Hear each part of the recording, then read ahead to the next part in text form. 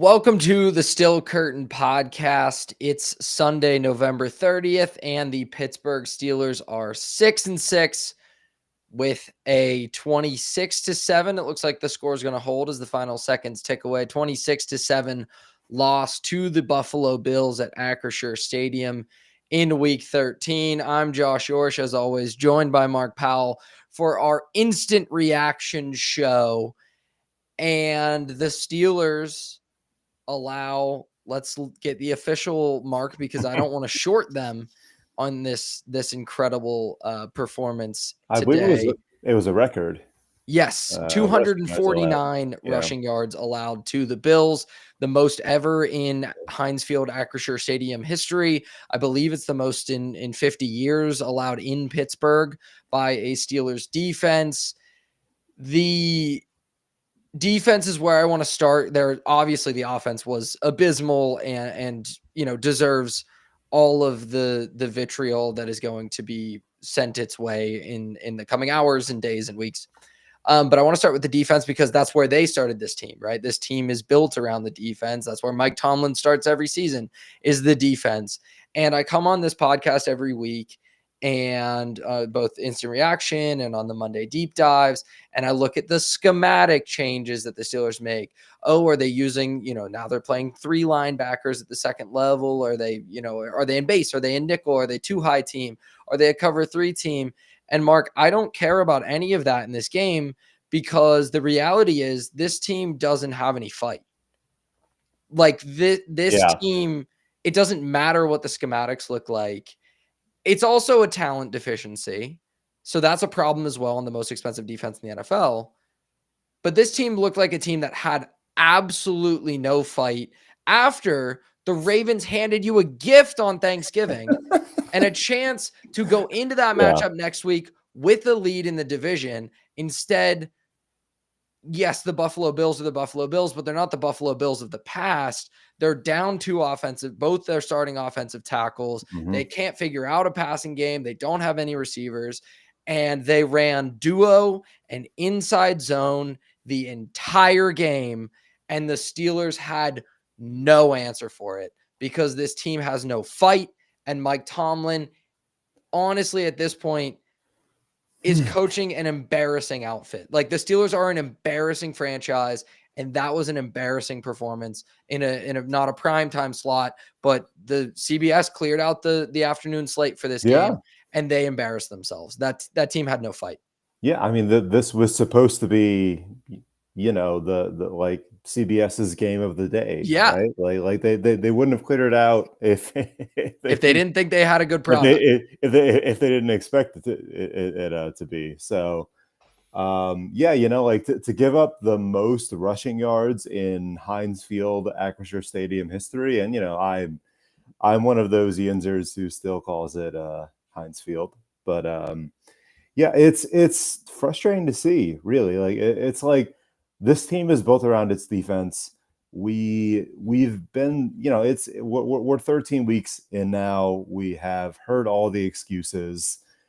I'm so tired of it, frankly. Like, I listen to the press conferences every week. It's like, what else can we hear to like make us, optimistic for the next week? I just don't really know where to go from here. Like especially when you give up a record amount of yards, like there is nowhere to go from here. And I tried to do my research before this pod. I looked up PFF grades. I did everything, but like there is nowhere to go from here. And that's what's frustrating. It's like this defense, they're the highest priced defense in the league. It's like you just like I can't really say anything else but that. Like they're the highest priced defense in the league, and with a defensive-minded coach. With a defensive-minded coach, and they give up the most rushing yards in stadium history to a team that, frankly, like I thought Josh Allen would beat them. Like I thought that was the reason why they would lose, and in reality, it's James Cook and like that Ray Davis. Yeah. Davis.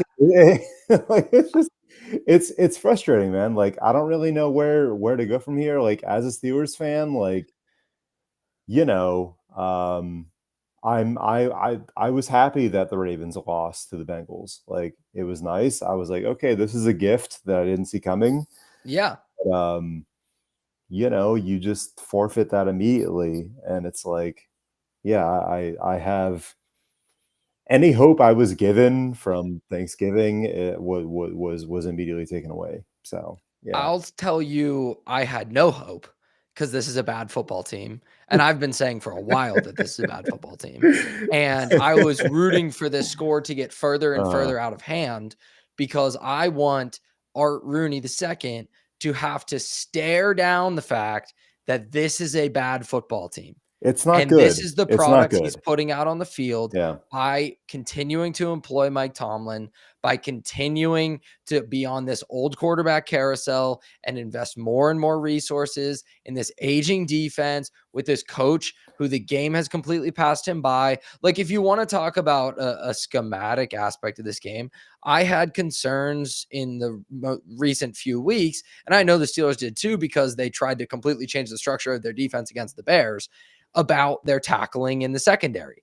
And I had really, they're the most victimized defense too. Had to put it up there on the board. Sorry. Yeah, I not to derail it. Like that's on me. Yes, no, we can get to the offense because the time of possession is outlandish, right? Oh my God. So some of these issues are rooted in complementary football and how long you're leaving that defense out there. That defense was bad in the first half, and they couldn't stop the run in the first half. They got lucky that James Cook kneed the ball out of his arm on that fumble. Like, okay, they force fumbles crowd. Did they force that one? Like, I heard Cower on the halftime show say Herbig got his arm in there. James Cook kneed out of his, like, that's random.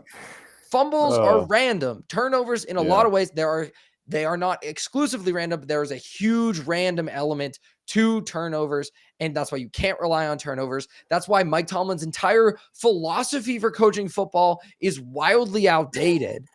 And so to the schematic thing, I was going to say, like, I had concerns when you move Jalen Ramsey away from the line of scrimmage. Now he's playing safety. Okay, who do you have tackling in the second level? Like, what secondary players do you actually trust to make tackles? And Joey Porter Jr. made a couple good tackles, but those were because he had terrible run fits all night. And the Bills and Joe Brady, and the number one rushing offense in the NFL, clearly recognized they don't have anyone that can tackle in the secondary. And so the fact that you've dumped so many resources into this defense, you have nobody who can tackle in the second level. You have terrible run fits. Like, this is a coaching thing. They are one of the least disciplined run defensive teams in the NFL. Even TJ Watt tonight, instead of setting the edge so many times, and yes, he got washed out, and yes, it becomes incumbent on Joey Porter Jr. and those second level players to set the edge, which they do not do because they're not a well-coached defense. But even Watt was trying to take gambles to the inside against duo and against these inside zone runs. And that's why James Cook had the cutback lanes all day. They have bad linebacker play. They're slow at the second level. They can't tackle in the third level. Like, this defense is an abomination. And the fact that more offenses haven't done this to them is unbelievable to me. And that's why I was saying I wanted this score to continue to get out of hand, because something has to change. And I'm glad that Steelers fans are finally to the point of chanting "Fire Tomlin" at a game and booing when Renegade starts, because booing Renegade is just chef's kiss. Frankly. It's perfect because it's needed. We're holding on to the past. Like, that's what this franchise is all about, just holding on to the past. And they're so scared of the future. The future, yes, it's uncertain, but if it's not this, I'm into it. Even if they're bad, There's a reason you It's ride the roller fine. coaster, because Yeah. it works. Yeah. Teams go to the bottom because you need to reload. It's impossible in the modern NFL to continue to be good year after year after year. Like they showed that graphic of most consecutive non-losing seasons, which what a joke that is. Non-losing seasons, not winning seasons, non-losing seasons. And that predates Tomlin. And the Steelers are going to tie that record, possibly going to tie that record this year. I won't say going to, because I don't think they're going to. Yeah, I think they'll have their first I losing really season. don't see it, frankly, with their What remaining does that schedule. accomplish? Nothing. That's what it accomplishes. Nothing. And that's what's most frustrating is like, I just like it's not just that they won't accomplish that task, which is honestly is fine with me. Like if they don't reach a winning record, like cool. Yeah. I would Like love it. I hope that the would Steelers actually lose every game going forward. It would be that a would good actually be great. The issue is that it's expected and that I see it on every broadcast and that I know how their head coach thinks. I know that is their goal. And that is the most frustrating part is that like while the fan base is tired of, being in football purgatory, the coaching staff, they consider that a success.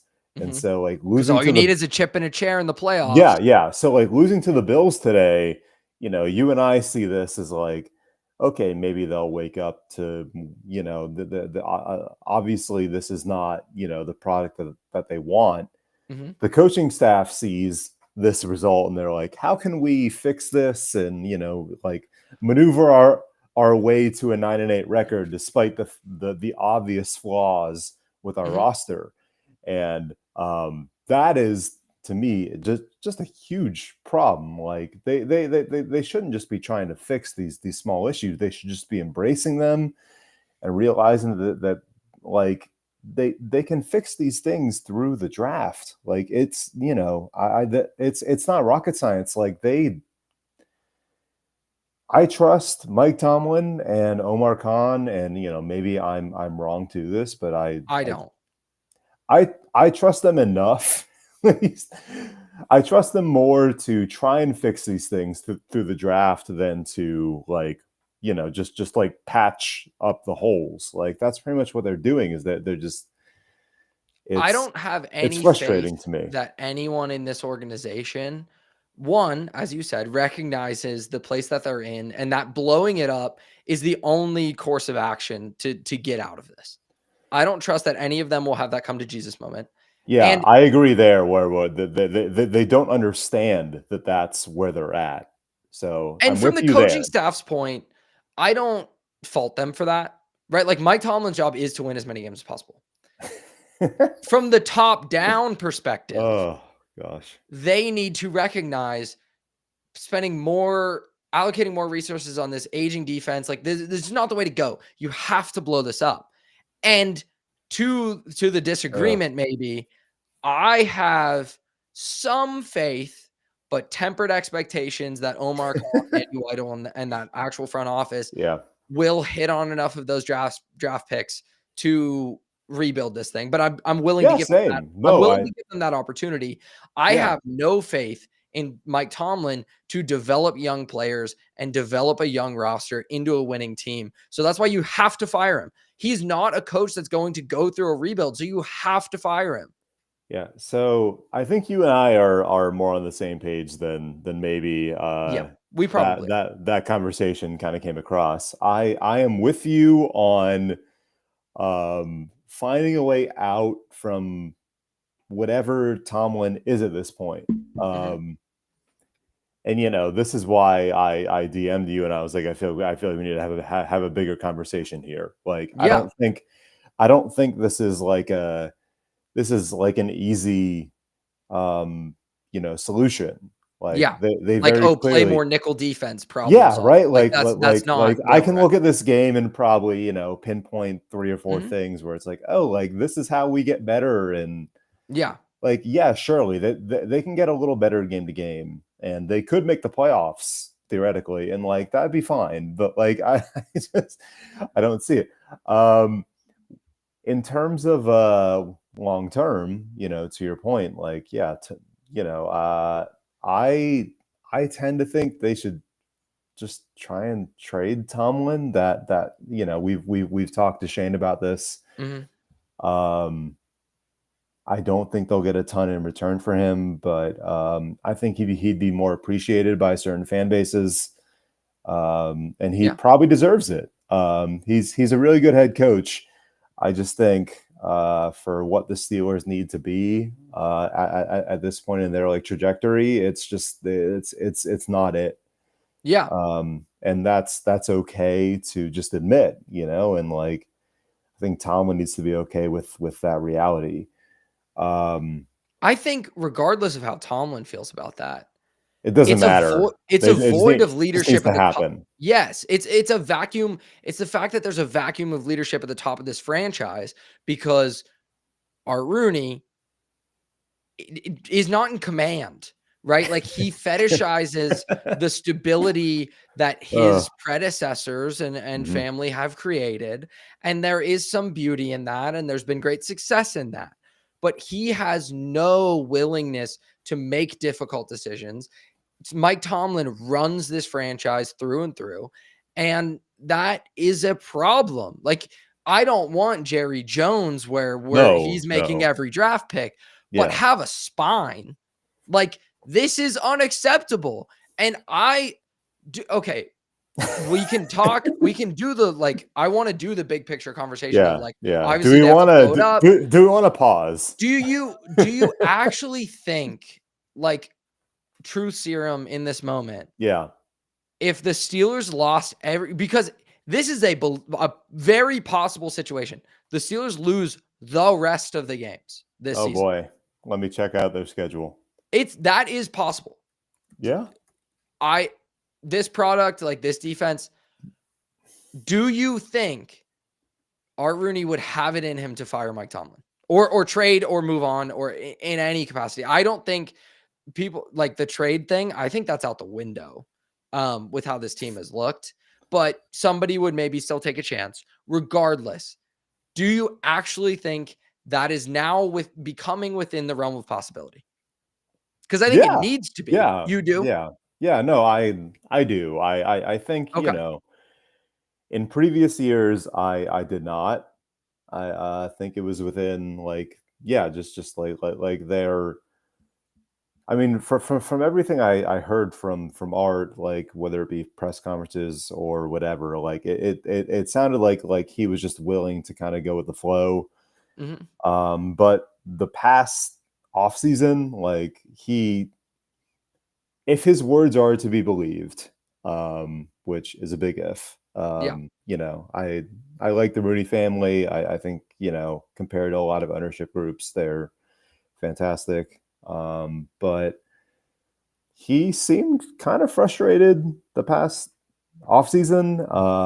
And with another, 9-8, 8-9 year, I understand where he's coming from, where he's winning seasons are better than the alternative and all that. And they make a lot of money off postseason appearances. Yeah, they're better for him. Yeah, that's what I'm saying. They make a lot of money off this stuff, but I do think every ownership reaches a breaking point, even the Steelers ownership. Mm-hmm. I hope so. Yeah, well, I believe it, frankly, and I do think that if the Steelers finish 8-9 or something like that, I would be surprised if they brought Tomlin back another season. I could be proven wrong, but I would be surprised, and I think that's good that they're willing to kind of move on from that. They should expect more, frankly, from their coaching staff. I mean, Tomlin has not just overseen one of the more average, tenures of the last 5 years, but he he is in control of the majority of his coaching staff. Any hiring techniques that's on him. Yeah. And that's what's most frustrating, is that like this offense, this defense, whatever, all of it is in his control. So to me, like we're at the point of no return with him. And I personally like Tomlin as a head coach. I think he would be a phenomenal head coach elsewhere. But yeah, we're definitely running out of time. And I think even Tomlin knows that. And I think you know that, and I know that. And that's why we're talking about it. Yeah. And like, I don't think that's a big secret, frankly. And if they brought him back next year, I personally think like people would protest, which is not great. I actually do kind of think we're getting to that point of like people would meaningfully turn on this franchise and are starting to. Like we're at the point. We're at the point of no return. I'm so proud of the fan base for actually turning on Tomlin in this way. Yeah. And that, again, Tomlin has had great success. Like this in the chat from the city 4651. I disagree with Tomlin. With Tomlin city. is, for the podcast listener, like Tomlin is not a good head coach. Never was. Rode the coattails of Cowher Super Bowl franchise players and coaches. I completely disagree with that. Like I couldn't disagree with that more. He's had so much success. You don't have the success that he had sustained for so many years without being a really good head coach. I hate the notion of he inherited a Super Bowl team. That's the only reason. Makes Like no sense. I hate that. Yeah. I completely disagree with it. I couldn't disagree with it more. But I think the game has passed him by. Like his time has come to move on. And even if the game has passed him by, like even if someone disagrees with me on, I don't think Tomlin's a good head coach now. Yeah. I actually don't think he'll be good somewhere else. I think he doesn't develop young coaches. He doesn't stay up with modern trends in football. I think he's just too stubborn, too stuck in his ways. I really think the game has passed him by. But I like to say he was never a good coach. I think is completely wrong and unfounded. Yeah. Do we want to talk about this offense, or do we want to just stay big picture for right now? And then when Shane comes on, talk about the offense a little bit that way. We can definitely talk about the offense. I also want to respond to that comment because I feel like I see a lot of this among the Steelers fan base. It's been around for a while. And I get where it comes from, because like we're all, we all suffer from recency bias, right? Like it's easy to, fall for that trap. But Mike Tomlin is or was a very good head coach for a long time. He is not the right head coach for the Steelers right now, and I think that's okay to admit, while also acknowledging that at one point he was the perfect hire for them, and he led them very well. And I don't think we need to overthink it. I don't think we need to like bash him on the way out. He's fine, he was a very good head coach for a long time. He is not the right head coach for the Steelers anymore. And that's where I'm at with him.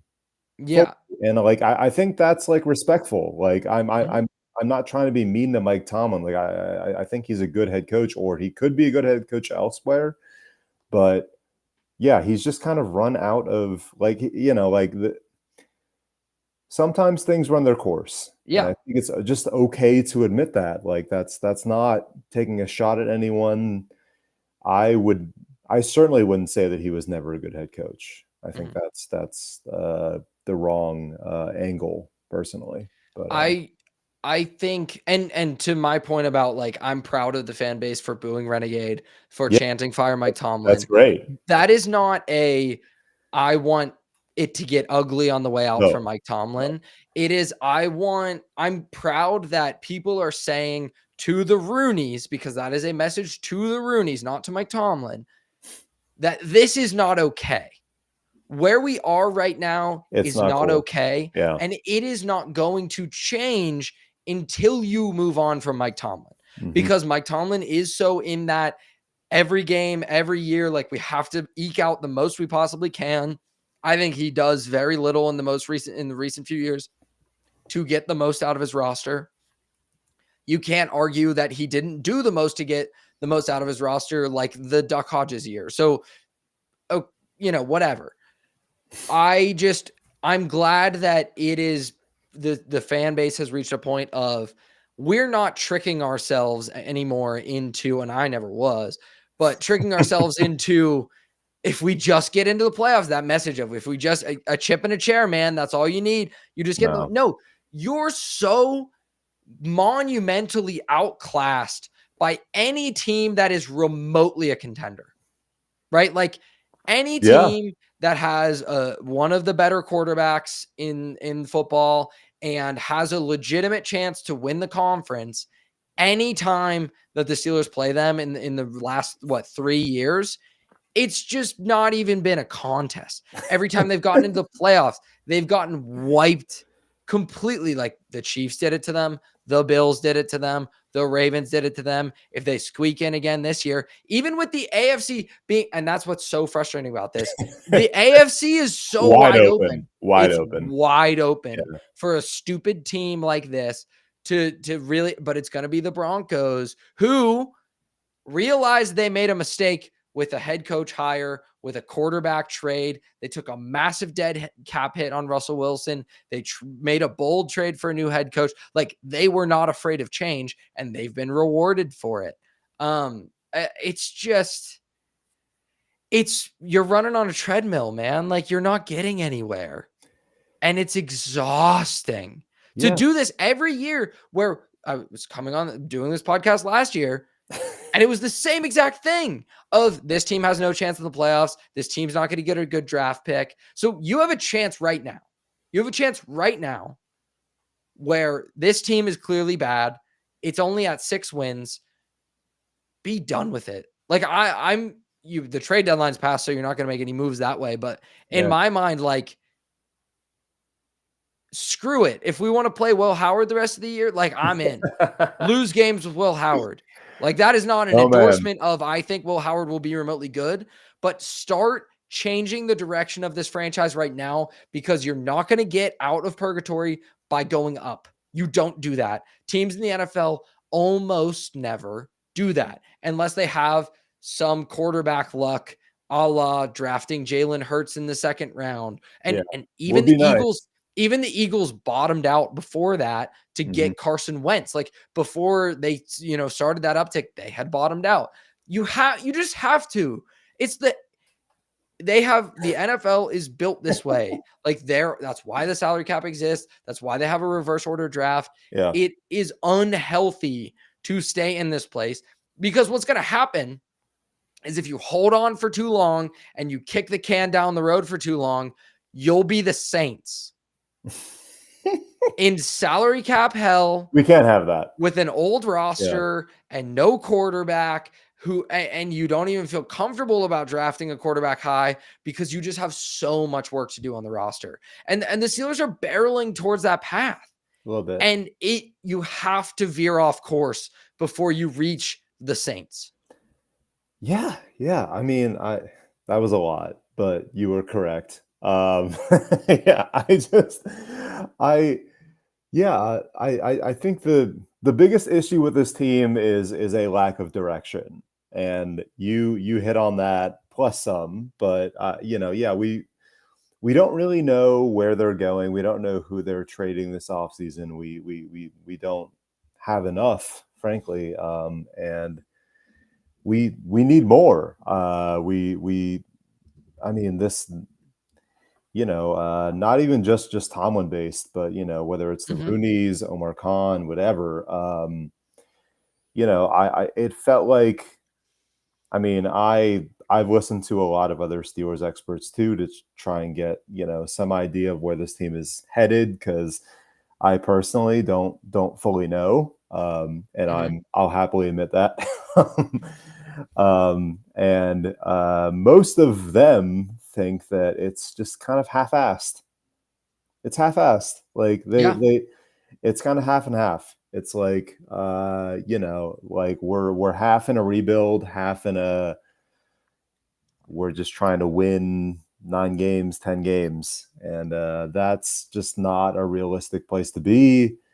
I mean, I think we see it on the field too. It's like we invested heavily in one side of the ball and not the other. And and the wrong side you of the see ball. what happens. You see what happens when you do that. So yeah, I get frustrated by that. You know, ad nauseum. It's just, yeah, I don't know. Like, and like, you know, you invest heavily in guys like Aaron Rodgers that are, you know, just the wrong kind of it's like, what are you going to get if a guy like Aaron Rodgers performs well for a season? Like what does that accomplish? Like I just, you win 9 games, you keep the streak going, you yeah, hopefully get to a playoff, you cash the check from making a it's playoff annoying. game. It's You have annoying. meaningful home games in December, and you keep cashing checks and you move on. Like, this team is not serious about winning a Super Bowl. It's And just it annoying hasn't been because serious I about keep winning a seeing Super 6-6 on the bottom of that screen. So sorry. But yeah, I keep seeing Steelers are 6-6 after losing 26-7. It's just like that's where we're at, man. It's just like I don't know. I thought we'd be in a slightly better position. And when you look at how this schedule ends, it's rough. It's Mhm. rough. Like I don't see them getting to 9 wins. And hopefully that helps, I guess. I don't know, you know?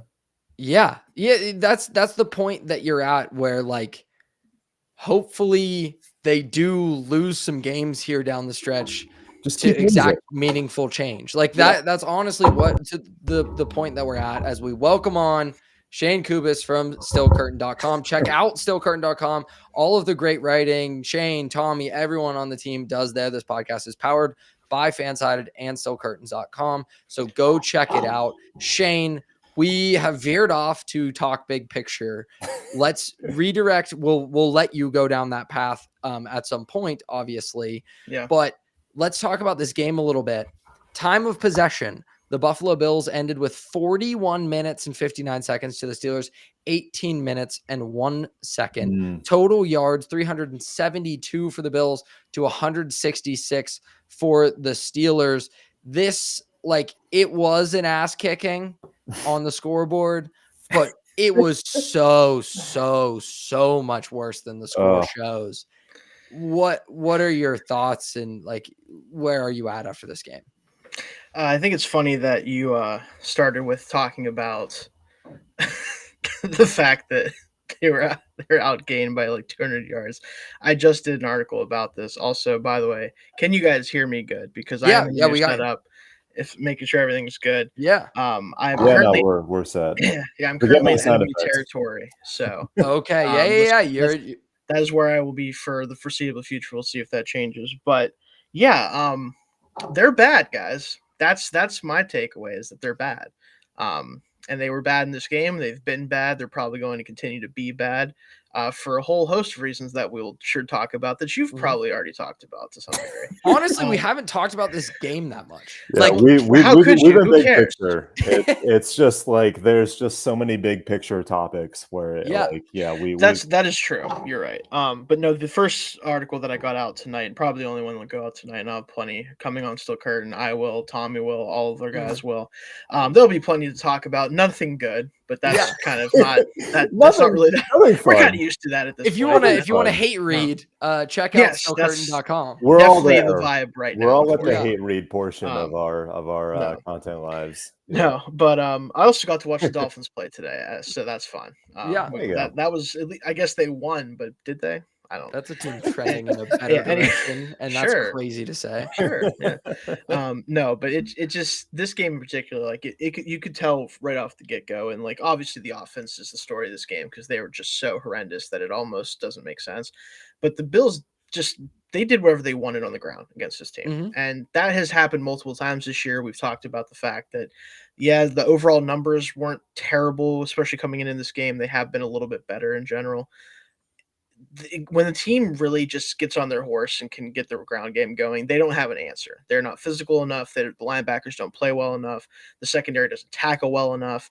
None of it is good enough against a team that, boast James Cook and Josh Allen and apparently Ray Davis this week. Yeah. Like, no offense to Ray Davis, but I know who you are, but I probably shouldn't. And the only reason I do is because I'm a weirdo. So like, yeah, it's just, that's kind of what this comes down to. Kentucky like, Wildcat. Exactly. Oh Yeah. Hey, shout out Benny Snell Jr. Yeah, shout out Benny Snell football, baby. Benny Yes. Snell could have ran for 100 yards in this. He could have. He probably did. We just didn't see it. But the point is that was really the story. Yeah, that was the story of the game, is that Steelers offense could have been good, bad, or otherwise. They were not going to win a football game when you get run on the way that they were. That just wasn't going to happen. So defensively, I mentioned and we kind of talked about like the lack of tackling in the secondary. Yeah.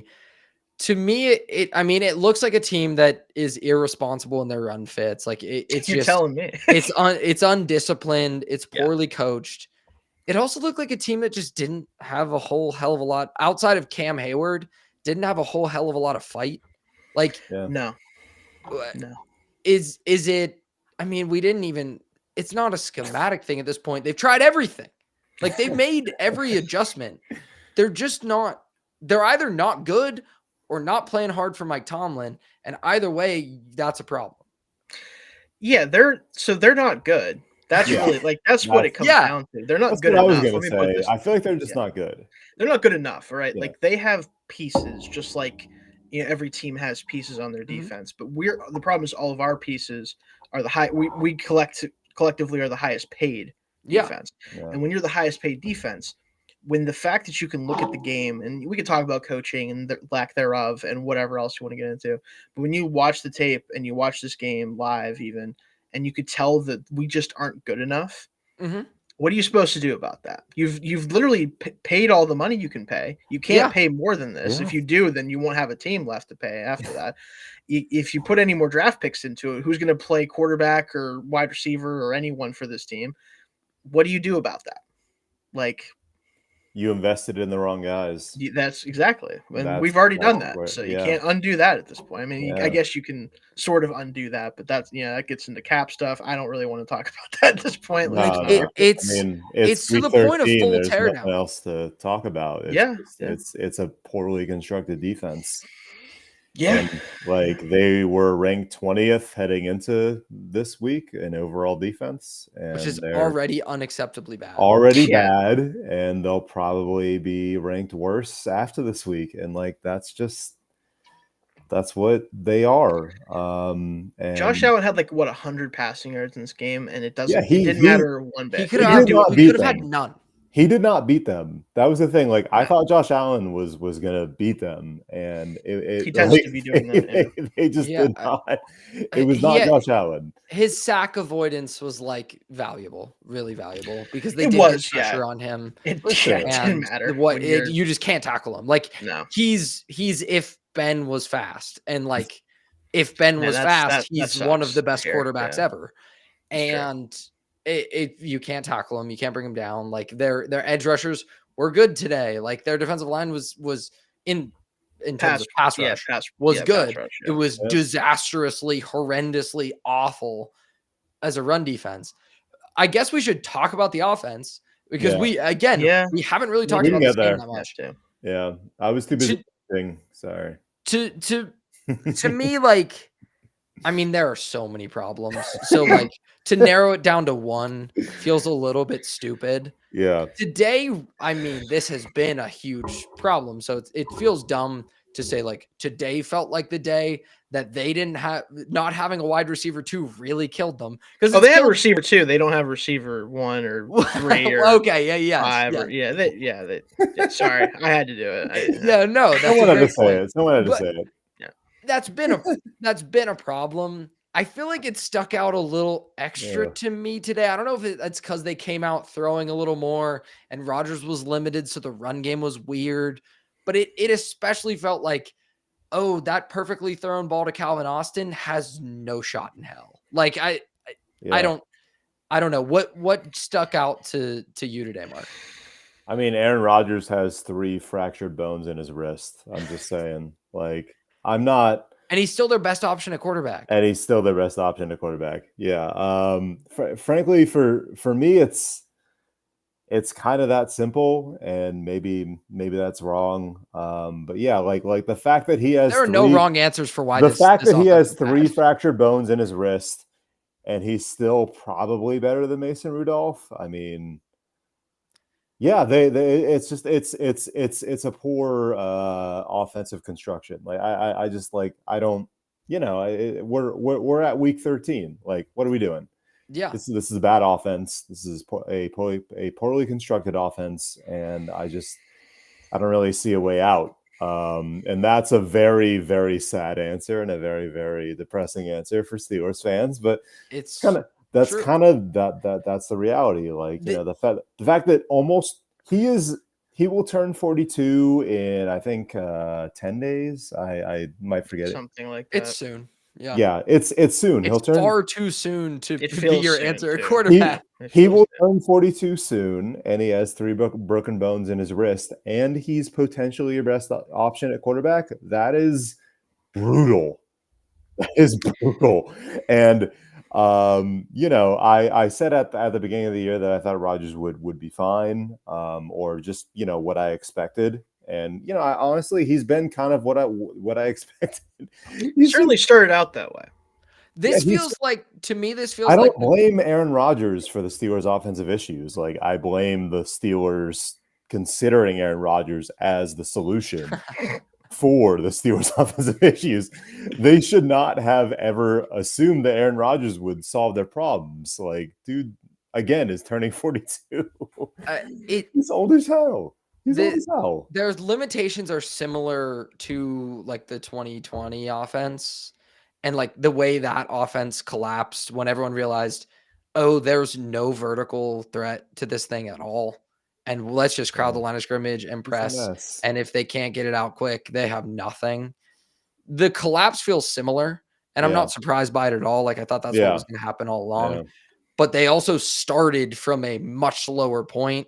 So, like, Shane, what jumped out to you today from this offense? I mean, it could be a trend from weeks, or it could be today specifically.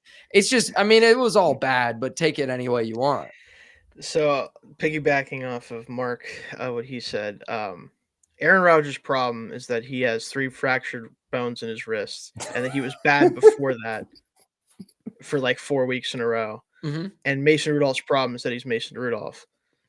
And the problem with both of those things is that they play for the Steelers, and that the option, like the open door number 3 option, is Will Howard, who missed much of his rookie season on IR, so hasn't even really been getting the very small amount of reps he may have been getting in any facet. No.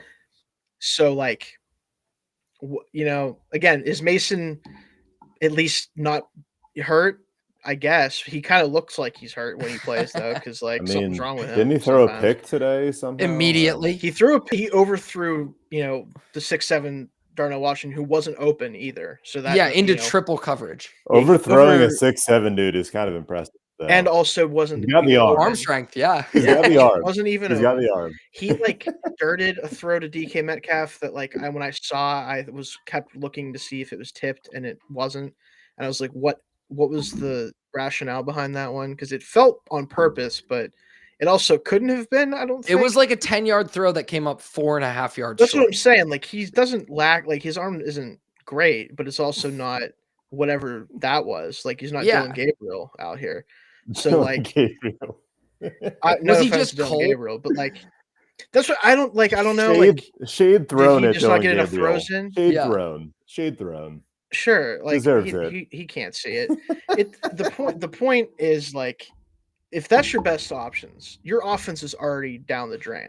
You could run the ball better, and you could try to lean on that more, and you can try to get this offensive line going. Which, by the way, is missing Broderick Jones. Which the fact that that's a problem is hilarious to me. But we've reached that point because he's been all right for 5 weeks in a row. But then you put Andres Pete out there. Not that he was even particularly bad, I don't think. They have nothing going. There's no momentum. They have no go-to thing that they can do. The jumbo package was the closest they got, and they can't do that all the time because then it's not. The teams are just going to get used to that eventually. Mm-hmm. I don't think they have a recourse for making this offense work in 2025. So it's kind of just playing out the string and hoping you get a couple games to go your way, which it looked like this was going to be one of them. Right. And then the second half happened and they were like, oh crap, the Bills are playing us. And then that's how that kind of played out from there. So can I just say that the Broderick Jones narrative, this like we're missing Broderick Jones is the opposite of what I expected, because every time Josh and I have discussed Broderick Jones on this podcast, it's been pretty negative. It's usually not good. It's not great, but maybe we're missing Broderick Jones a little bit. Well, when your third tackle is I just wanted to set him off. I had to set him off a little bit. Yeah, right. No, I mean, like Broderick Jones is still not an answer at left tackle. It's the Dan Moore thing of like, it's bad. Yes, it can get worse, but that doesn't mean bad is okay. And like, it makes it worse that he was playing at like a starting caliber level. I think in the last like 5 games, he wasn't having the absolute disaster plays that he was used to, or that we're used to from him.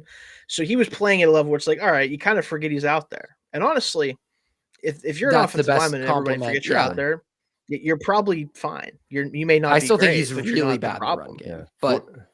Oh, he is the run game, but then again, they don't run normal anyway. So who cares? They put 7 guys out there and say, "Good luck with that." Who cares what Broderick's doing? You know, he might not even be looking in the right direction, and it doesn't really probably matter that much. It happens by the time 3 times a game. Outside. Like I know that, like, where he just ends up backwards, and you're like, dude, he's just like, "Ah, what's going, guys? The ball's gone." And Warren like runs into it. He like grabs Warren. My goal for this pod was to make Josh talk about Broderick Jones, and I succeeded. So, I even brought it up before. Yeah, no, man. So I didn't even know it was Chain one. Yeah, we're good. Okay. Oh man, like there's so many things that could set anyone off about this team, about this offense. Like it feels so futile. This whole thing, like it's so futile. They're not gonna make the playoffs, right? I mean, I hope not. And if they did, who would care? They're if they make the playoffs, they're the G5 I don't want them to in the college football playoff. Like they're a sacrificial lamb. SMU? Yeah. Well, SMU's AC, like even worse. They're like North Texas. They might as well be Group of 5. Oh my God, they blew their chance of getting back. Well, that's true. Yeah, like they're good. Maybe we'll talk about him in 3 years. They're straight up like they're just not a competitive team that would scare anyone in any meaningful way. The best thing about the jumbo package is it forces teams to decide, like, are we going to go big to stop the run, or are we going to go small and then give up the explosive pass? And the Steelers are like, don't worry, you can go big because we have no explosive pass coming on the other side of this. Like this is 1990s football. Like we're just running it, brother. And oh man, it's so frustrating. I will say the rest you can't play the Bengals every week, guys. That's ultimately the problem here. If you could do that, the rest of their schedule, I could easily see win or loss for any of these games, and that's not a compliment to the Steelers. I actually that's because it's the Steelers. Though. I could see win or loss, mostly loss, but yeah, you know, all of these games are. I mean, Ravens versus Ravens. That's a split. Yeah, we don't even have to talk about the Ravens games because, like, who cares? Dolphins and Browns, they should theoretically win those, Browns could but like they could beat us also. The Browns could win that game. Yeah. The Dolphins will win that game. I've watched the Lions. The only thing that's good, they're not as good as you think. So I've watched a lot of Lions. Well, they don't have any players ever. So none of their players play, which is their problem. They could easily. They could make the playoffs, and that's what scares me. I really don't want them to. That's where I'm kind of like aligning with you guys, but also just kind of warning y'all, like this could go I really wish the worst possible way. the worst possible way for me is them making the playoffs. Well, that's what I'm saying. This could go the worst possible way. The best case scenario, the absolute best case scenario is they lose every game the rest of the way. Yeah, exactly how it looked tonight. Like that is my best go. case scenario, because that will at least force them to make a real change. Shane, I asked Mark this, like, we talk about the fans were chanting fire Tomlin. I feel like the discourse has grown to the point of it's actually an acceptable thing to say, not just in Pittsburgh, but national media now is willing to say, like, Mike Tomlin's, it's done and they should move on from him. And a lot of their issues are rooted in Mike Tomlin. Do you think that the Rooneys actually have the spine to make a move? Because it feels the most real it's felt ever. But do you think that they actually have the spine to do it, or we're going to run it back next year? I don't think they have the spine to do it, but I think it is that your scenario would have to play out of them losing out and doing so poorly. Like, not like, oh, we almost beat the Ravens or whatever, like getting beat down pretty good by, especially like the Lions and the Ravens twice or whatever. Maybe you don't have to lose out, but you have to look bad in all of the games and lose most of them. I think that's what it would take. And even then, I think at that point, it might be Tomlin saying, like, all right, maybe I was wrong about this. Maybe this is bad. Maybe I need to quit this while I'm ahead. And before his legacy fully falls apart for a lot of people, because a lot of people will, take what's happened over the past like decade or so, especially, and just kind of forget everything that happened before that, which is usually what people who have the argument, like I did for a long time, of like, well, he's still a good coach. He is a good coach. The problem is he's not the coach for this team, and he hasn't been the right coach for this team for a long time. And I think for media people who understand how good he can be and what he's done in his past, they're finally coming around to it, because obviously, like, the chants are getting louder. Literally, the amount of attention being and pressure put on him is getting higher with all the changes they've made and still having the same results. What this comes down to is the right answer to the question about Tomlin for years now has been he can be a good coach and also still not the right coach for this team. And that's what I'm hoping ultimately kind of everyone gets on the same page about, maybe as early as the end of the season, if not going into next season. I think it could get, like, Mark and I were kind of talking this through and hoping it doesn't get like ugly for Tomlin. Because I think it's He's unfair. a legend. There's still the he only ever won with Cowers players and whatever, and that's there's those people, and obviously like those people are never going to go away. No. So whatever, but that's just not like he was fantastic for many years and got the most out of under talented teams, and we don't really have to litigate his legacy. Like, I feel like it speaks for itself. I hope it doesn't get ugly for him. I hope it gets uncomfortable, though, for the Rooneys. Yeah. I want them to really feel the pressure of, okay, the fan base won't take whatever we set on the table for them and eat it happily and say, thank you very much. Like, our expectations and their expectations should be too, a championship team. You would hope. And sometimes to win a championship, you got to take a step back first. They got to blow this up. There's no amount of, like, if they really hit on the draft picks that they have this year, there's no fixing this. They're so over leveraged in an aging defense that it's only going to get a year older and worse. You have to take a serious dead cap hit on a lot of these deals and say, we are getting younger. We are taking one on the chin for a year. And I don't know if they have the spine to do the thing with Tomlin. And I agree with you. I think it might have to be Tomlin going, all right, I need a change. Yeah. I really don't think they have the spine or the stomach for what it's going to actually take to make this team competitive again. Yeah. I've got some stats I wanted to read off. Throw them at me. This would be awesome. Yeah. So I want to do the last, 1984 to 1991. Oh, we're going way back. Oh, that period. Chuck Noll. Chuck Noll. 1980. So I'm just going to read off records here. 1984, 9-7, 1985, 7-9, 1986, 6-10, 1987, 8-7, 1988, 5-11, which would be a nice, refreshing change.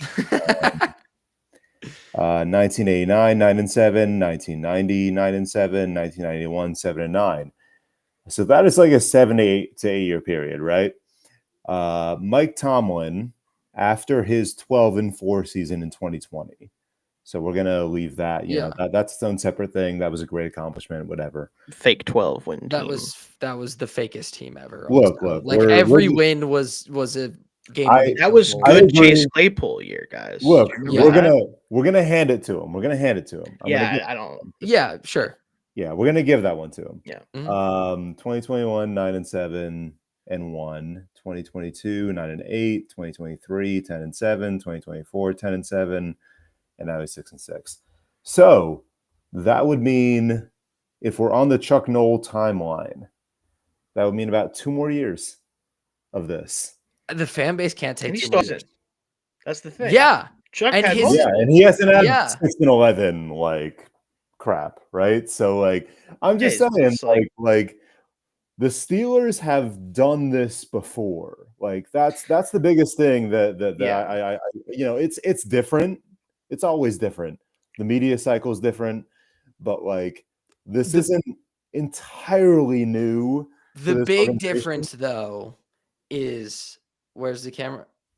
Chuck had 4 of those things. Yeah. That Mike's got 1. I agree, but I'm just saying that the Steelers have struggled to let go of certain coaches in the past, and do not be entirely surprised if they don't. I won't. I'll be shocked if they actually make the change, but it's the absolute necessary change that has to happen. I think if it's a Tomlin decision, which it should be, because I think he knows better from what I know about him. I think he knows better, and I think he will be the one who eventually just like he's like, I can do better elsewhere, because he can. He'd be so good on TV. He can, frankly, whether it's TV or going elsewhere, like he could make more money and like be like more appreciated. The contracts that the Jets and the Dolphins just be more appreciated. And name your downtrodden franchise, and the Commanders would throw at him after a year of sitting on the ESPN Monday Night Football pregame desk and being awesome. Oh my God, the contracts he would get. Like he's still young enough to do it. Just take a year. Like, he deserves it, frankly. Like he'd be a great hire for a lot of organizations. And like I don't think that's like absurd. Like, you know, I think there's a lot of organizations that would love for a 9-8 team to come to their doorstep. And I, you know, it's not that simple. Like it's not like he would just arrive and make a team 9-8. But I actually think he would. I think he might, because like look at some of the like. I still think about 2018 and him getting 8 wins. Duck Hodges, I mean, I don't know how much worse you get than that situation. I know Duck Hodges is available, so he is available. But yeah, you know, I like he could just use a fresh start, and I think the Steelers could too. And honestly, like I like Tomlin as a person and a coach. I just, these things run their course, right? Like we've been talking about that the entire episode, like, you know, this entire episode, and I almost feel bad. It's like, you know, like Mike T is a really good coach. It's just. You don't like things to end this way, right? Like you don't like any coach's tenure with any team, like because you can even look at, you know, one of the most famous examples of like a switch working for both sides is the Eagles situation with Andy Reid. Like would Andy Reid, I'm sure, love to have been able to win a Super Bowl with the Eagles and have that part of his legacy, you know, cemented. Yeah, but like clearly something needed to change for both of them, and we saw how that went for both sides, right? And I think when it comes to Tomlin at this point, right, like you talked earlier, Josh, about what would have to happen for this team as sort of currently constructed to actually win a championship or be a competitive team with Tomlin here. And the problem is the amount of green lights you would have to hit is just too much. Like you need a starting quarterback. You need a premier wide receiver, realistically, if you want it to work with the type of offense that he wants to run. So that way, when they do pass the ball, it's effective. You need to upgrade the offensive line even further, despite spending multiple high draft picks on it. You need to find better cornerback play, whether that's, starters or depth or whatever. The safety play, if Ramsey's going to play there, is probably going to be good as long as you get Elliott back. But if you don't, or he has issues, like you need another safety. There are too many things that you would need to fix just by next year, because this defense is only going to get older. Mm-hmm. That it's just not possible, right? So carrying it down would be the responsible thing to do. We know that's not going to happen, whether they fire Tomlin or not, whether they do whatever they do. They're going to be back at it trying to compete next year in some way or shape or form. I hope it's in less of a go for it mode than they've been in for the past couple of years. And I also want to see, what would Omar Khan actually look like if given the keys fully? Because we could sit here and say, like, because he's done overall a pretty good job of acquiring talent, especially in the draft, I would say. But we know the fingerprints of Mike Tomlin are on all these decisions, because they fall in line with what he's trying to do, both schematically, philosophically. Everything about him as a coach is all over this roster. And that's ultimately the problem, because it's not 2009, guys. It's been a long time since it was 2009. As much as that hurts me, even though I'm not that old, it still has been a very long time. So you can't continue to build teams in the way that got him success when he started here. And his inability to adjust to that ultimately does come down to him, but it also is just how it works, right? Like, the longer you do this for as a coach, the more outmatched you're ultimately going to become. Look at Pete Carroll right now with the Raiders. Look how good of a coach he was for how long. At the end of the day, he's 74 or whatever he is. He doesn't have it. He didn't adjust. Yeah. Yeah. It just, you can't do the same thing forever. Yeah, I think that argument, I tend to lean more that way than a fresh start. He'll have, like, if you made me pick, if Mike Tomlin's second act, and it's wild that after a week 13 game, we're talking in such a with so much there's finality. Nothing else to talk about. This season's over, right? Yeah, there's nothing else worth talking about. 10-7 is in play, guys. Oh, it's in play. It's always in play. It's always in play. It's like the astronaut memes. Like, we went 10-7. We always did. Yeah. And and I just like seeing a frustrated Josh. So I like to throw in. It doesn't take much. I throw in some 10-7 notes. It's better than 6-7 notes. So if I made you pick, and I know which side of this argument I would fall on. Okay. Mike Tomlin's second act, and this is getting way ahead of ourselves. Yeah. Which we love. But this is a reflection on what you think of him as a coach right now, both in Pittsburgh and in general, and in a vacuum. Would you bet, if you had to bet one or the other, and it's only going to be one of these two things, it's Pete Carroll in Las Vegas or Andy Reid in Kansas City? And yes, Andy Reid in Kansas City is super tied to, like, Patrick Mahomes and whatever, but they were great with Alex Smith before that, because Andy Reid is one of the greatest football coaches to ever walk the earth. And Pete Carroll, the game passed him by, and yes, Geno Smith also fell off, but, like, it's so clear that the game passed him by in schematic ways, in just so many different ways, right? Like, he can no longer be that exuberant force that just be that one man rising tide that lifts all boats. If you had to pick which side of that you think Mike Tomlin's second act would fall either on or closer to, what would you say, Mark? Oh man, that's a toughie. It's not for me. I know it's not for you. It's not tough for me at all. I think he would be Pete Carroll at a next stop. Like, I think he would be Jeff Fisher at a next stop, but I think it would be so much closer to Pete Carroll, because he's been Jeff Fisher for a long time. I know. But if you had to pick one of those extremes. For me, it really depends on his landing spot, which is a cop-out answer. And that's such a cop-out answer. Okay. Yes. Yes, it depends on his landing spot. If he lands with a team that doesn't have a quarterback, on a neutral team, like neutral whatever. Okay. Like, more towards Carroll, but just a little bit. I honestly think he's a good coach. It's just it just depends on. I don't think he's the kind of coach who can develop a quarterback on his own, and that's really like what it comes down to, you know, like. And like that's what a lot of veteran head coaches, like when they land elsewhere, that's what it comes down to. Mm-hmm. So to me, if he landed somewhere that had a quarterback, which again is a huge if, and those jobs don't come available very often. Yeah. But if one did and they got Mike Tomlin, I think he'd be set there, but I don't think that's where he would land.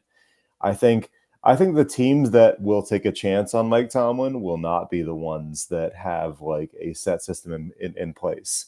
Mm-hmm. So that's where I lean more towards the Jeff Fisher stands.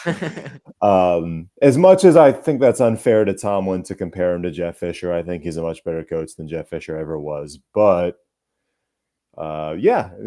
if he doesn't have a quarterback, that's just like not his expertise. And yeah, I think it's okay to admit that. You know what I mean? Like he came in with Big Ben. He was kind of he was the perfect coach for that team. Yeah. It resulted in a Super Bowl. He kind of lucked into that, and I hope he gets another chance with a team like that, because I think that's where he's most valuable. And if he doesn't, that's kind of that's kind of crappy. So hopefully that's where his next opportunity comes. If not, then yeah, he will be the next. He will have a Jeff Fisher run, to your point, Shane. Which if I made you pick one of those extremes, it's Pete Carroll, 100%. Yeah, and it's also like if you're playing the averages, by the way, like most guys don't do what Andy Reid does. Well, yes, Andy Reid is like one of the greatest coaches right? ever. So like, I mean, that's impossible. Yeah. That's such a high end. You're not going to probably do it, but even if you could, like again, there is a ceiling on the style with which Mike Tomlin wants to coach his football team. When everything is great, when you're hitting all the green lights, as I mentioned earlier, it can be successful. We saw it obviously way back when he won the Super Bowl and went to Super Bowls. Now, obviously, time has kind of passed him by, and I think even that same all green light approach, if that happened, it wouldn't result in a Super Bowl anymore. I don't think it could, but I think it would get you more success than he's had with the Steelers, where he hasn't hit all the green lights.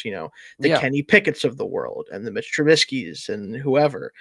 That's not going to get it done when you're trying to play, as much ball control offense as you can, and they can't control the ball in any facet, right? Yeah. But at the same time, again, there's like a hard, I think, limiter on the way he wants to play football and wants to coach football.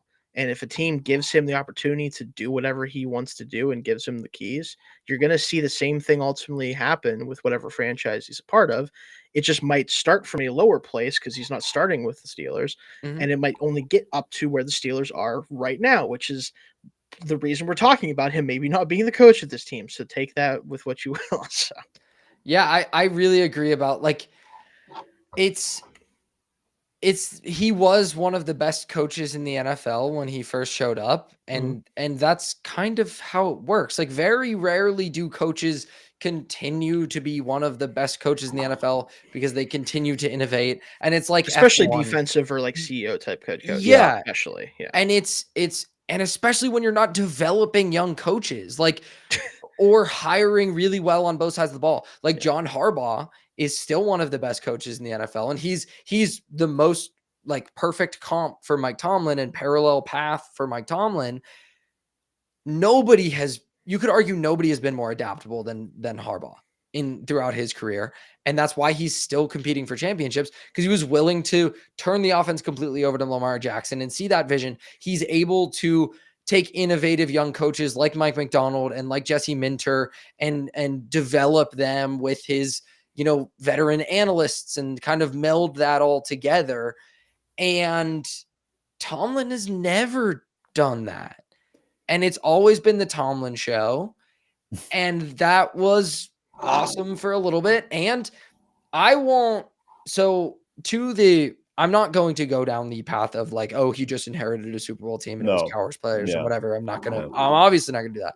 I do think there's something to the staff that he was able to come in with, and then the veterans that were hired onto that staff in subsequent years, because he had less control then, I think, of those hiring processes. And once he got control of them, it's, he probably got control before this, but it's Matt Canada. Like, what do you even see there, man? Like, that is such an indictment. And I don't know that we've talked enough about, like, his coaching tree is miserable.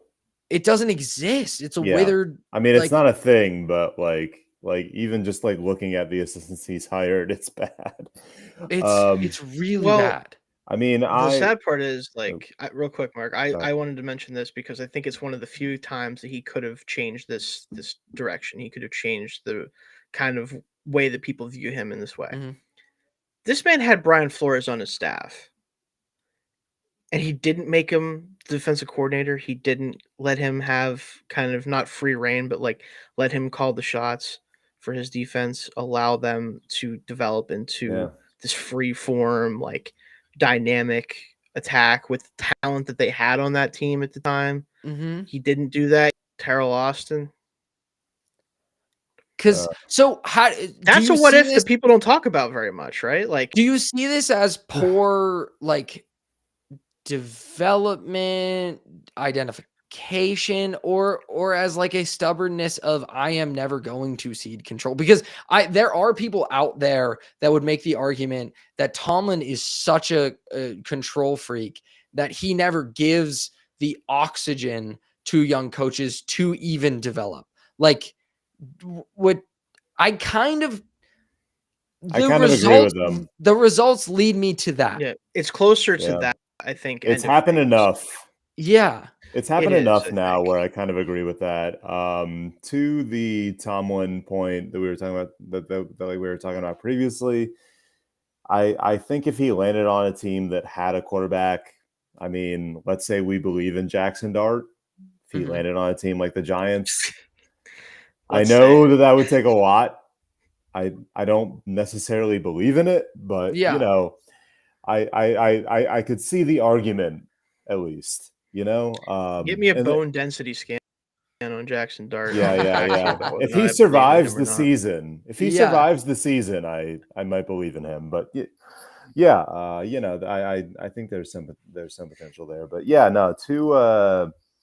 to the point of his assistants, that's been a big bone to pick with me, at least. I have a lot of problems there.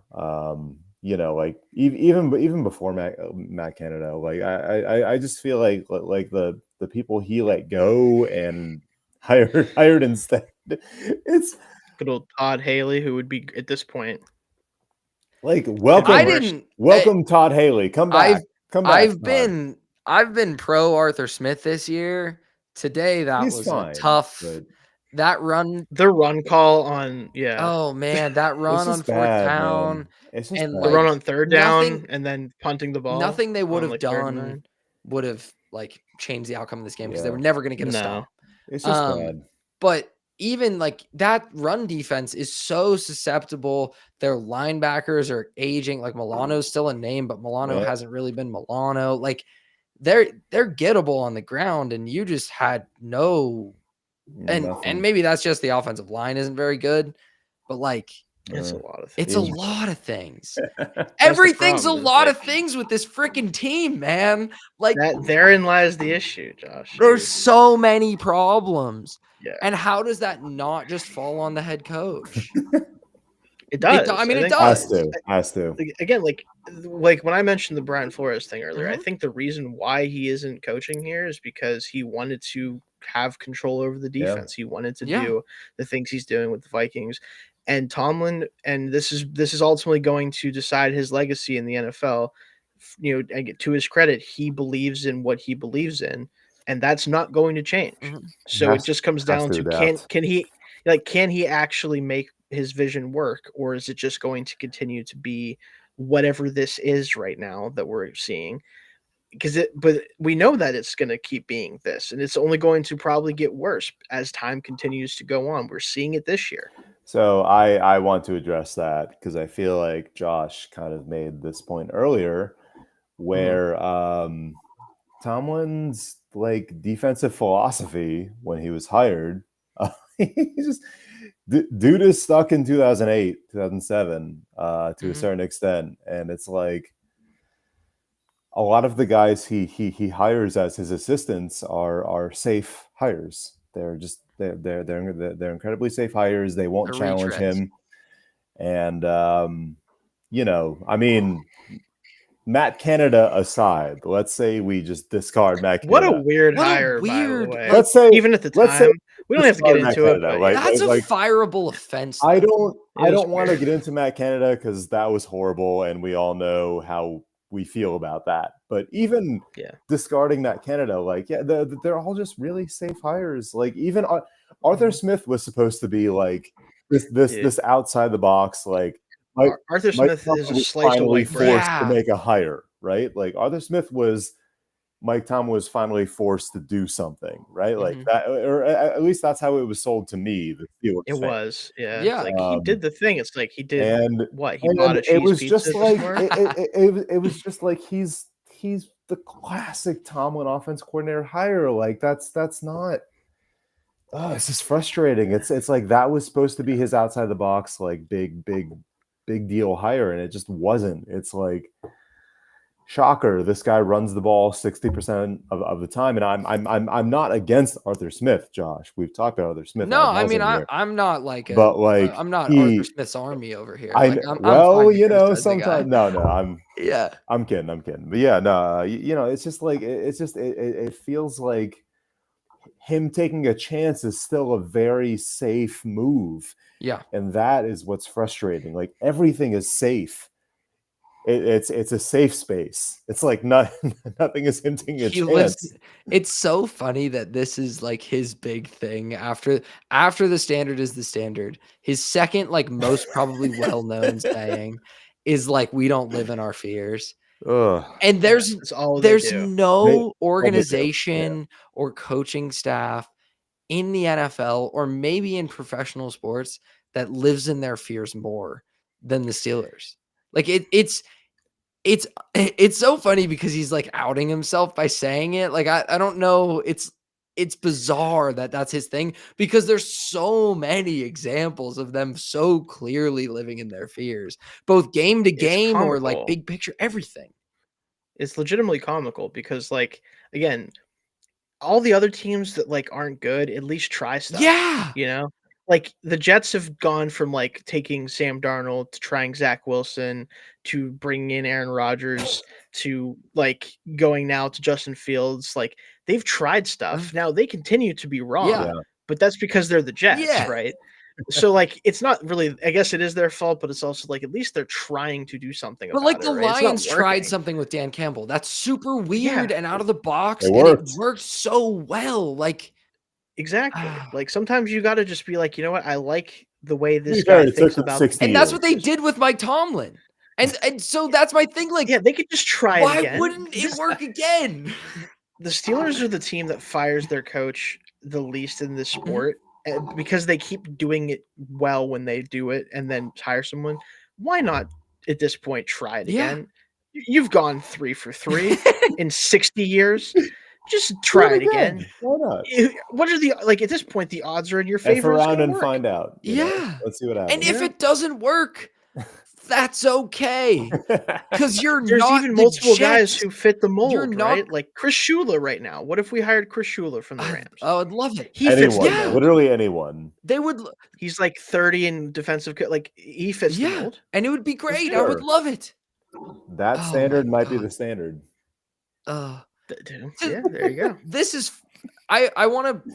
We have some activity in the chat still, and the fact that people are still please hit us up in the chat. An hour and 20 minutes into this, like so much fun. I wanted to address this. Receivers can't get open and have no run game. None of this is Rodgers' fault. That's where you had. I added the emphasis on none, but I believe it was there. Okay.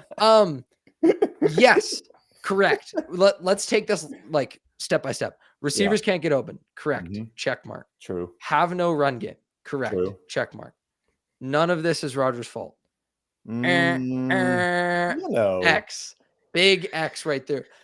A lot of this is still rooted in like the style that Rodgers very much has to play because he's very old and we've done it so many times, but like he's so pressure sensitive, won't stand in the pocket. Some of the lack of verticality is the lack of receivers. but a lot of it is the lack of being willing to stand in there. And it's, I could talk myself into circles. The lack of attacking the middle of the field is kind of a Mike Tomlin thing. And you really need to do that for this offense to work and for standing in there to be valuable and whatever. But like, some of this is Rodgers' fault. The lesson to take out of this game should not be like, man, Rodgers still got it. Like, not at all. If that's your takeaway, we scored 7. Takeaway, you didn't watch this game. We scored 7 points. We scored 7 points. We did score 7 points. That's enough. I will say, I was going to bring this up earlier.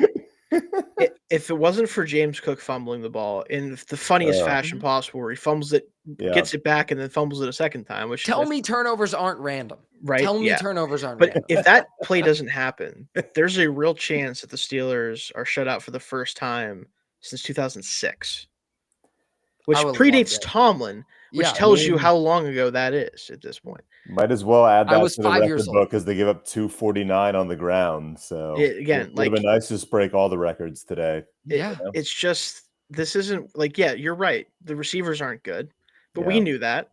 The run game isn't good, which we shouldn't. I wish we didn't know that because it should be better.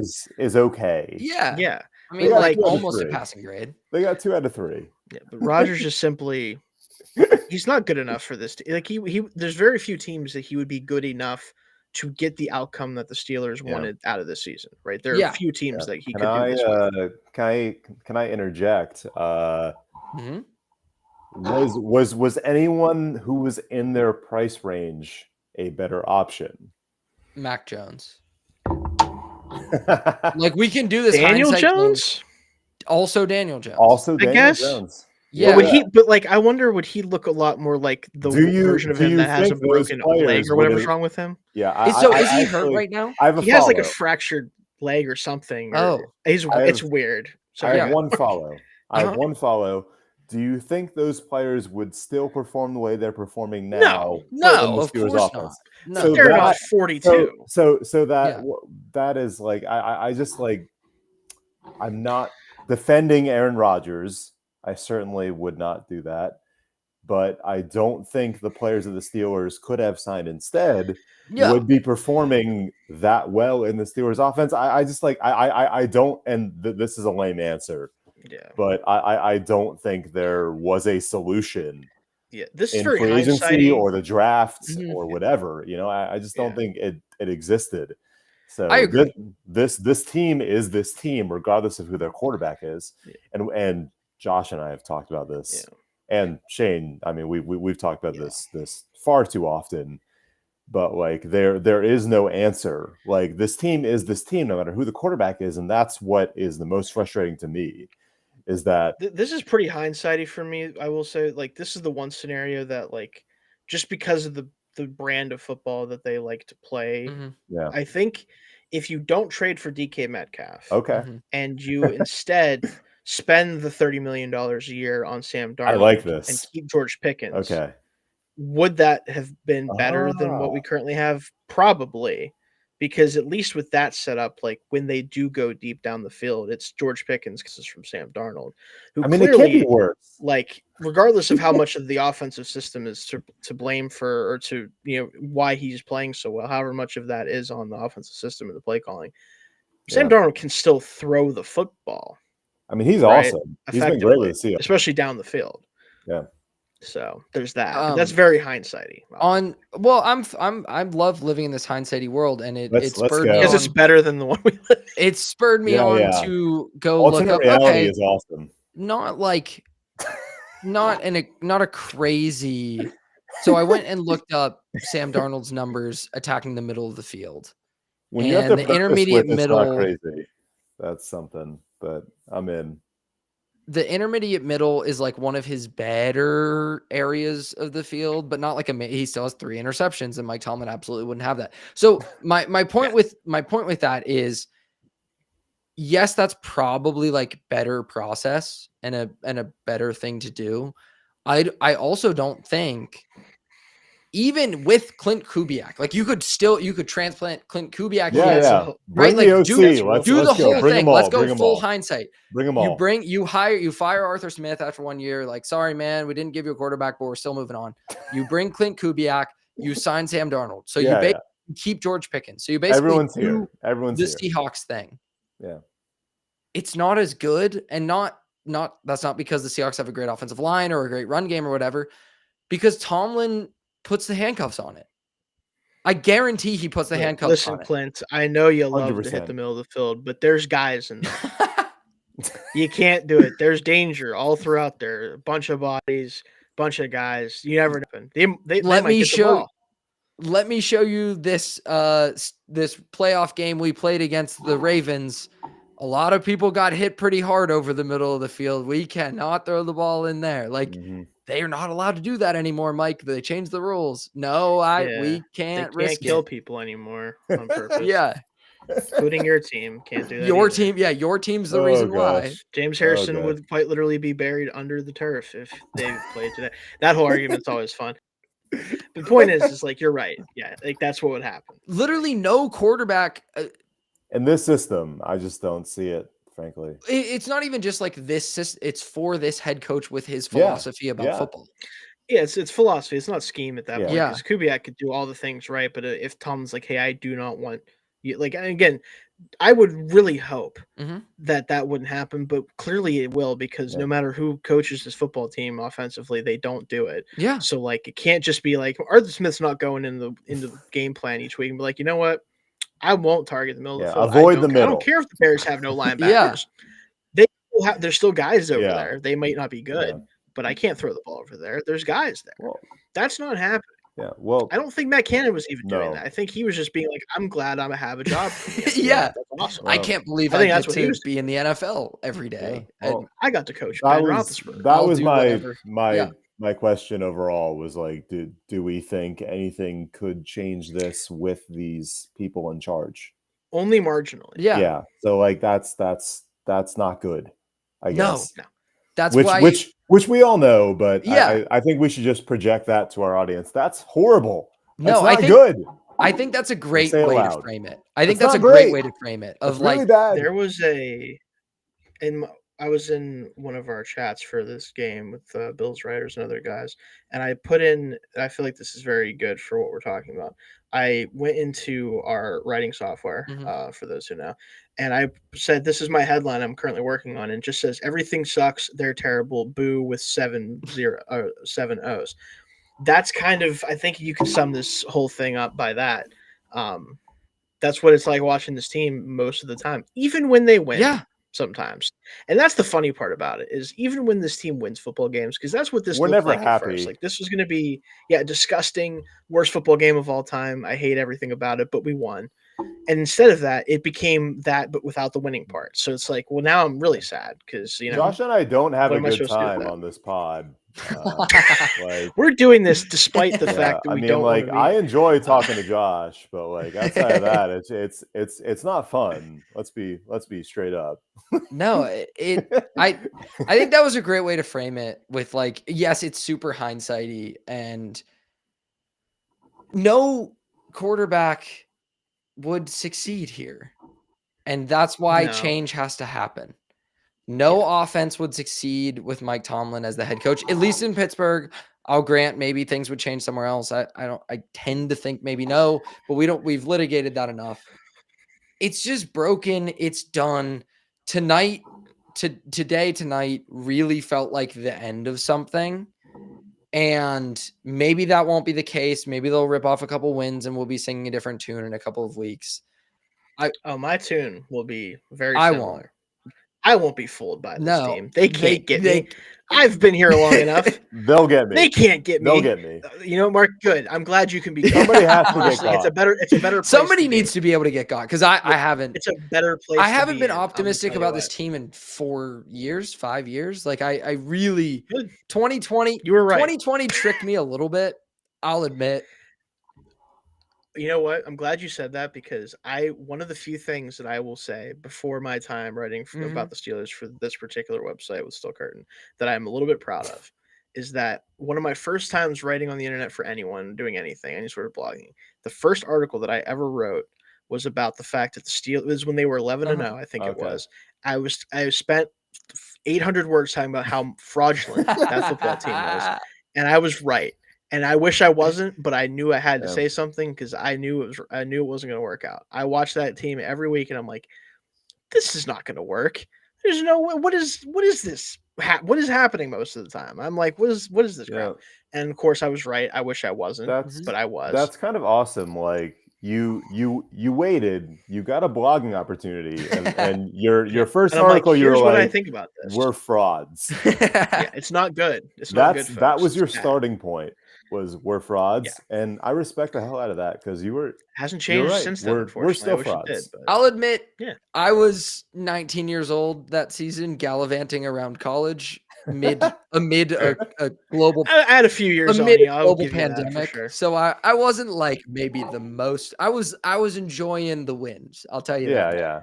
Also, the correct opinion, like the correct way to feel about a team that is 11-0 is to be happy. Yeah, I'm just gonna throw that. I'm not saying anyone shouldn't feel happy about when your team does that. You should absolutely do that. Well, I just couldn't. I will say I get maybe this is because the Steelers haven't won anything meaningful in years. I get more joy out of being right than them winning. It's a tough place to be. So, and I get more joy out of being right than probably almost anything. So that's like a me thing I need to work through. Maybe. So I would have been taking victory laps as they lost down the stretch of that season. A very casual flex. Maybe this is because the Steelers haven't won anything meaningful in years. You just casually drop the mic on that.